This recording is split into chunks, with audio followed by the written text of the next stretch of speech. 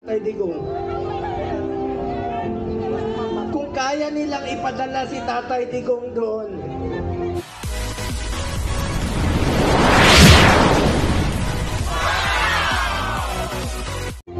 gawan nyo ng paraan paano siya ibalik dito.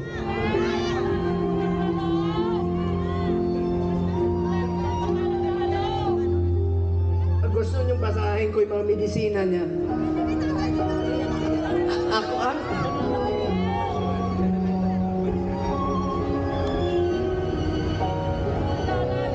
minsan nagte-twitch yung kamay niya, sabi ni Bingbong kahapon.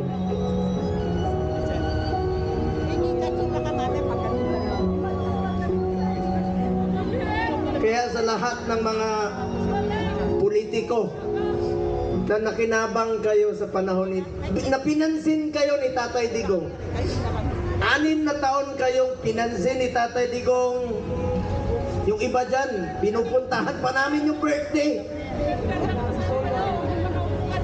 Makakatulog pa ba kayo?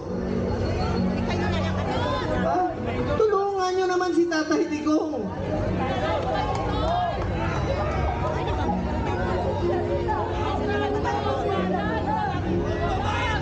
Alam nyo, hindi naman tatakas si Tatay Digong. Nung Sabado, maraming nagpapayo sa kanya. Kami, sinabihan namin, Tatay Digong, pagpaliban mo muna. Pagpaliban mo muna yung pagpapauwi mo rito. Alam ni Mama Anilet yun, alam ni Iyes yun, alam na mga kasama niya. Dahil meron na pong threat sa kalusugan niya, sa buhay niya, hindi natin alam eh. Pero mas pinili niyang umuwi at harapin. Ibig sabihin nun, hindi tatakas si Tatay Digong. Hindi tatakbo si Tatay Digong na hindi na niya kaya tumakbo. Nakasungkot. Kaya pa ba niya tumakbo? Mga politiko, nananawagan ako sa inyo. Pinansin namin kayo sa 6 na taon, hindi namin kayo pinabayaan. Tulungan niyo naman si Tatay Digong. Tulungan niyo naman. Nangungulila lahat. Alam niyo, hindi, pagdating niya, ako mismo, meron na akong pass para sunduin kasama ko yung 3 doktor niya. Dahil schedule po siya magpa-check up sa Cardinal Santos. Pero, bagamat since 2022, hindi na kami alam niyo, 1998 hanggang 2022, halos araw-araw kami magkasama. 360 days out of 365 days magkasama kami. Noong 2022, may trabaho na po ako bilang senador, hindi na ako nakakasama sa kanya.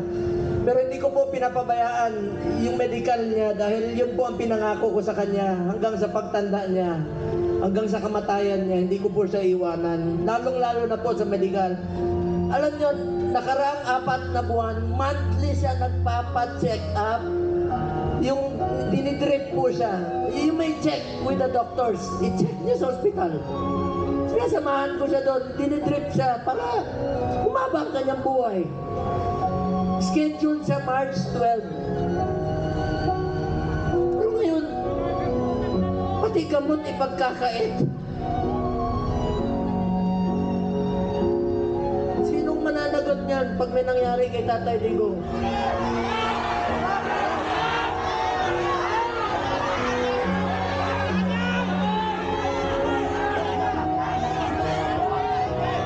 February, umpisa nung December, dyan sa Cardinal, sinamahan ko siya. Kasama si Ma'am Hanelet. Enero, bumalik uli kami. Pebrero, bumalik uli kami. March 12 po siya schedule uli para sa pagpapagamot niya. Pero pinagkait nila. Pati gamot, ayaw ibigay sa kanya. Alam niyo, wala siyang tsinelas. Pati tsinelas. Pati tsinelas niya, wala. Nakapaa. Muli huli namin pag-uusap, nasa aeroplano siya. Sabi ni Bingo, Atty. Mejaldea, nakapaa siya. Buti na lang, may nagsuot lang kanyang suot kahapon. Hindi niya kaya, ang lamig doon. Alam niyo, salamat sa piloto niya, isang co-pilot doon. Binigay niya yung kalo niya kay Tatay Digong. Alam nila malamig. Binaba siya sa stretcher, mag-isa siya. Hindi alam ni Atty. Mejaldea saan siya dinala.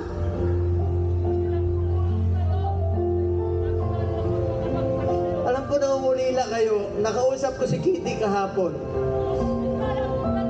Alam niyo, bilib ako kay Kitty.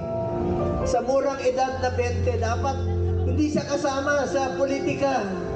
Dapat nag-aaral siya ngayon. Pero sinama siya sa dumi ng politika. Tinawagan ko siya kahapon. Sabi niya, ninong niya ako eh. Sabi niya, Ninong Bong. Hindi ko mapigilan umiyak. First time ko umiyak talaga. Na kausap siya. Sabi niya sa akin, Ninong, ikaw na muna ang tatay ko. Hindi, wala na akong tatay.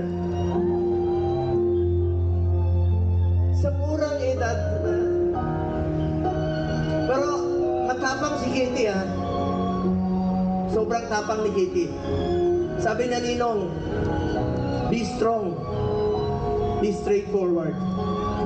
Ito yung panahon na magkaisa ang Pilipino. Magkaisa tayo para kay Tatay Digong. Nakikiusap po ako, manghinahon po tayo. Huwag po tayo gumawa ng bagay na ibabalik sa atin. Mga Pilipino, magkaisa po tayo para kay Tatay Digong. Importante muna ang kalusugan, kaligtasan, at kalayaan ni Tatay Digong.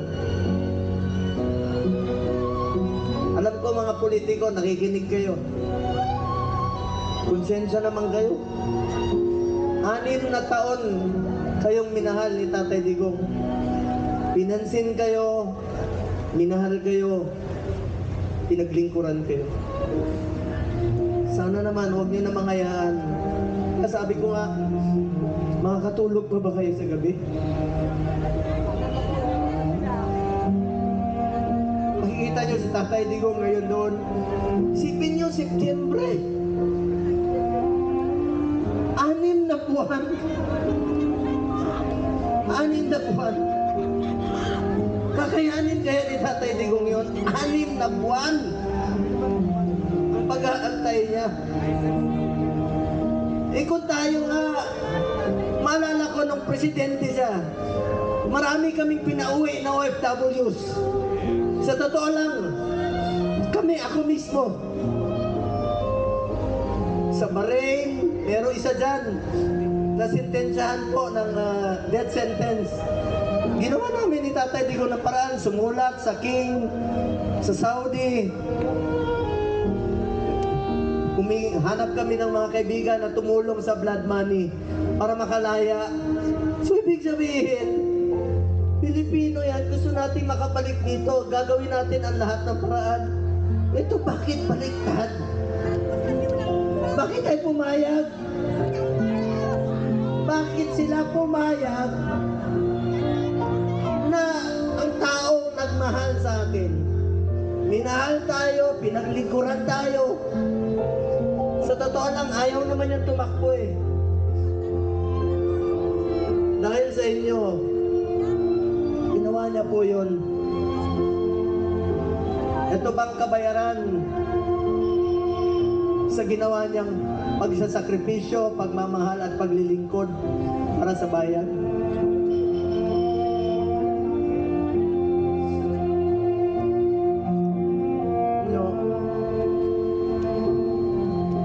Kababayan ko, magtulungan tayo na may balik si Tatay Digong dito. Alam ko nangungulila kayo. Alam ko maraming Pilipino halos hindi makatulog. Hindi tayo makatulog. Alam niyo, marami ako narinig.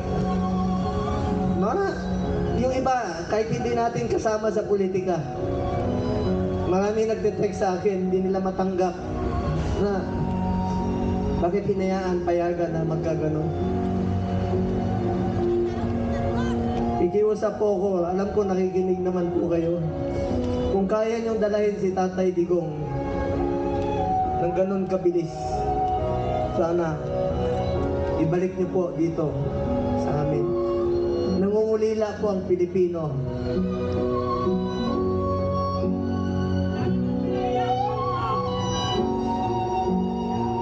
Sa mga kapatid ko Muslim, sa lahat, Basilan, Holo, Zamboanga, sa Mindanao, salamat sa inyong suporta. Mga OFW, alam ko wala kayong tulog. Salamat sa inyong pagmamahal kay Tatay Digong.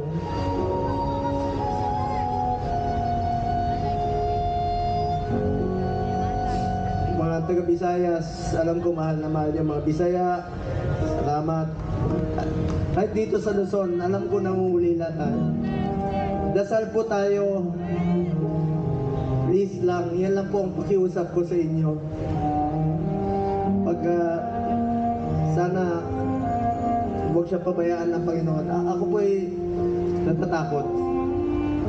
Natatakot sa kanyang kalagayan. Sanay po siya na inaabot sa kanya ang lahat. Damit, pagkain, itong medisina po.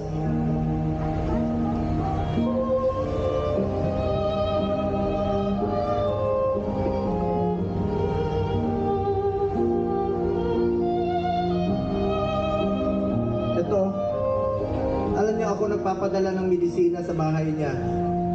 Linggo-linggo yan.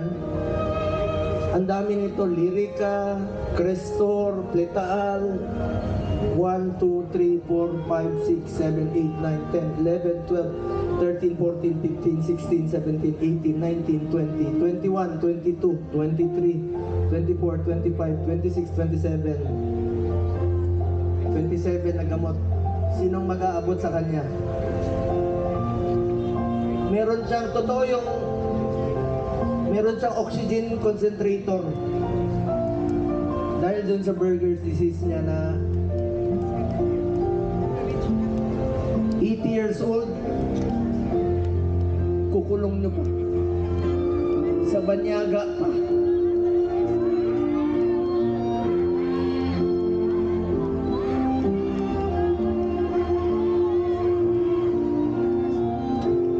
Alam niyo, alam ko mahal yung si Tatay Digong. Mahal natin si Tatay Digong. Magkaisa tayong lahat, mga kababayan ko. Alam nyo ngayon, daming naninira sa amin ni Bato. Kanina, sinasabihan kami na naglaglagan, mga ganun. Alam nyo, huwag kayong maniwala sa mga yan. Yan ang tinatawag na gusto nila kami hilain pababa. Gusto nila kaming sirain. Ako naman po,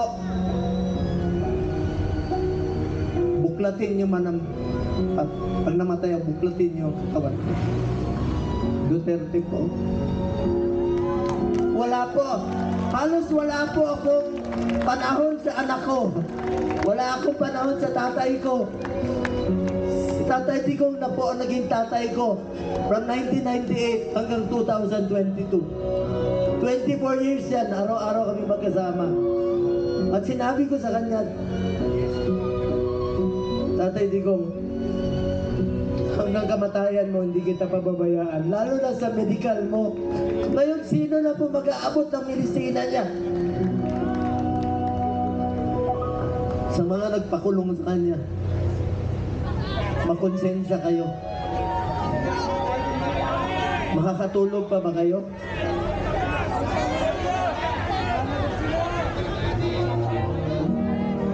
Para nyo kaming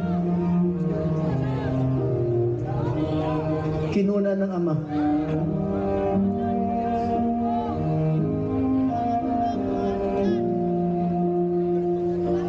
Maraming salamat po sa inyo. Pagdasal natin si Tatay Digong sa kanyang mabilis na kalayaan. Pagdasal natin ang kanyang kalusugan. Sa totoo lang po, yun po ang aking kinakatakot, ang kanyang kalusugan.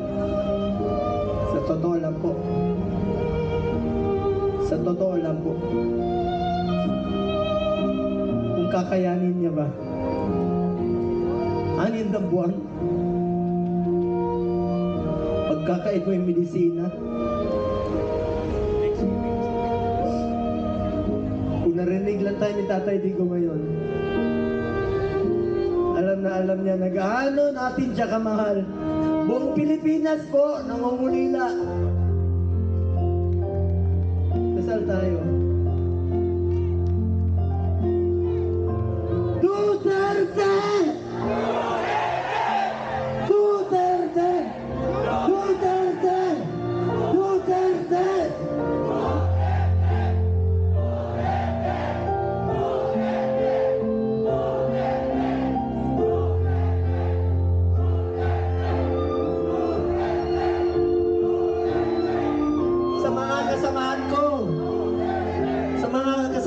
Kandidato, magkaisa tayo, tulungan natin Tatay Digo. Ang kapanalunan ninyo ay kapanalunan ng bawat Pilipino at kapanalunan ng kalayaan ni Tatay Digo. Ito pong kantang ito, since 1998, ito ang paborito niyang kanta. Kantahin natin para kay Tatay Digo.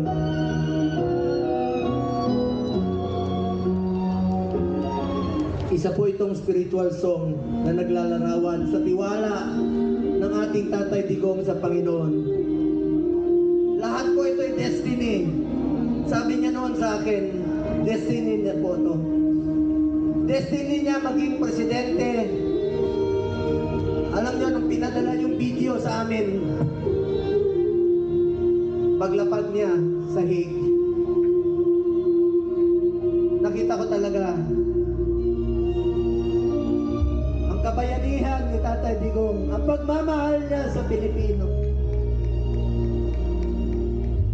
Isang tadhana ng isang probinsyano na naging ama ng ating bayan, na minahal tayong lahat, na totoong minahal tayo, totoong minahal tayo, pinaglingkuran niya tayo. When I am done, then so weary, when troubles come and my heart burden be, then I am still and wait here in the silence until you come and say while with me. You raise me up so I can stand on mountain. You raise me up to walk on stormy seas. I am strong when I am on your shoulder. You raise me up to more than I can